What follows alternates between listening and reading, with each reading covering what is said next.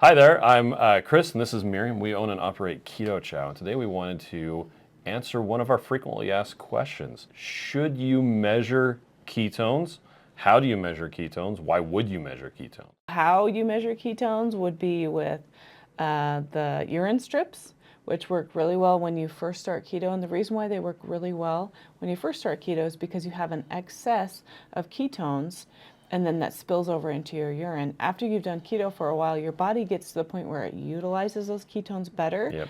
And then you don't have as much excess, so you can use the pee strips, and then you're like a little bit discouraged Yeah, they because you're stop not working. showing as well. They still a lot of times will work. Yeah, and don't get me wrong, when I versus- first started a keto diet, I actually used the urine test strips, and it was a great motivating factor for me.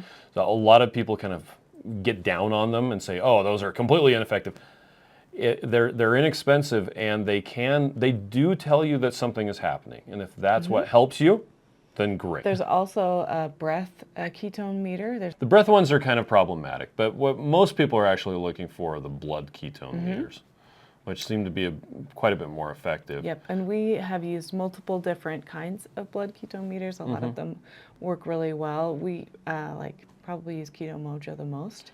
Yep. I actually have a keto. I think I have 3 Keto Mojos. Yeah. I also have the Bio Coach, and they work really well. You have to prick a finger, and then you get the blood out and everything like that. Why would you want to measure your ketones? So it's nice to know where you're at. And the other thing about the new Keto Mojo is it does glucose and ketones. Typically, if you just test one, you can kind of guesstimate where the other is. But that's after you've kind of done some research on your own and just kind of tested for a while. Then you can say, oh, I know why my ketones are lower because my blood glucose is higher. Yeah. But it's nice to see both numbers, so I really like testing those. And the reason why you want to test is just to see like how different foods are doing for you, for your they're body, affecting you, how yeah. you're, receiving them, right? And then you can make those decisions if you're going to allow that food into your diet or not. Also, I noticed too, like if you do it late at night or early in the morning, it's going to be different. So it would be nice to do it at different times, kind of try it at different times, see where your regular fasted glucose and ketones are on the regular.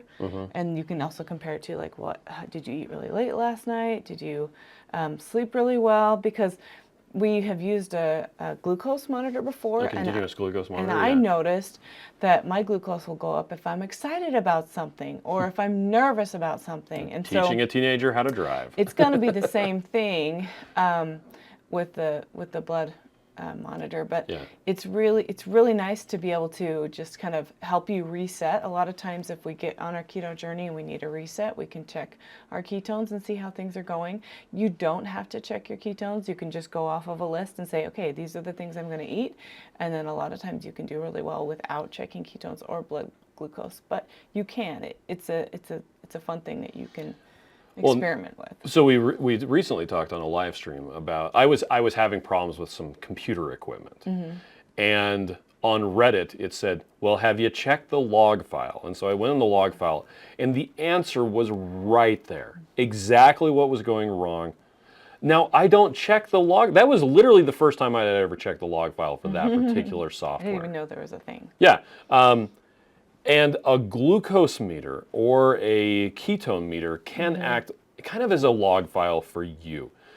You've been doing something and you want to check and see the results and see if something is going wrong or right. And it's a kind of a way to check in. And so maybe you're at a conference. I recently came back from the Metabolic Health Summit, and one of our friends was considering getting some keto treats that she had seen there for her dad, who has issues with blood glucose. And she wanted to see if it was something that was legitimately good. She doesn't use a glucose monitor or ketone meter very often, but she sat down, checked her glucose, ate some of it, and then checked her glucose 2 more times over the course of like an hour and a half. While she was just sitting there talking. And she said, she's like, oh, my glucose didn't go up. And depending on your personal flexibility, as a type 1 diabetic or a type 2 diabetic It's gonna will be have a different. different result. But whenever you see a keto product, it's always a good idea to. Glucose is a really good thing to check because it's usually a very fast response, whereas ketones, not so much.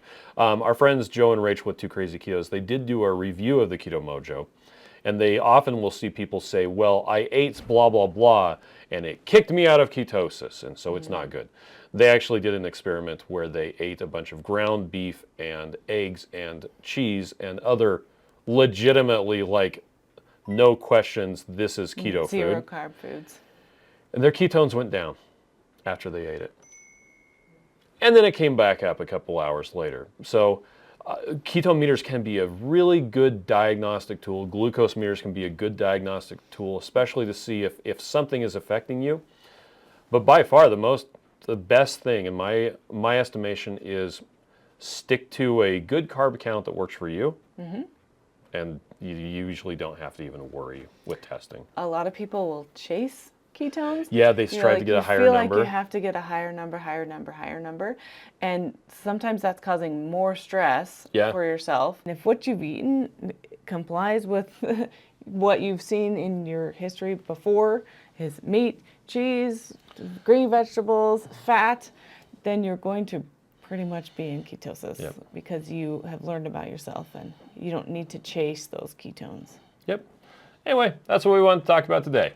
So, have a good day. All right, bye.